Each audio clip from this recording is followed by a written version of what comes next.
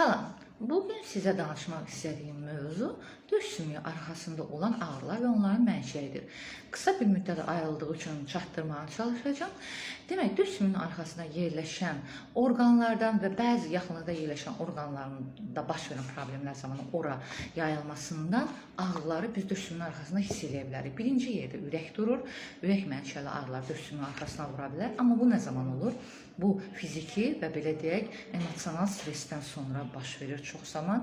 İkinci yerdə qida borusu, mədə ilə əlaqəli ağrılardır. Reflüks olanda, mədədə problem olanda, qida borusunda problem olanda döş sümüyünün arxasında ağrılar olur və bu ağrılar daim olur və yeməklə əlaqəsi olur. Və bir də nəfəs borusu ilə əlaqədar, yəni traxeada döş sümüyü arxasından keçir və bu zaman belə deyək, öskürəklə müşahidə olunur, belə deyək ki, bəlğəm ifraz olunur, sıxılma olur, təngə nəfəslik olur.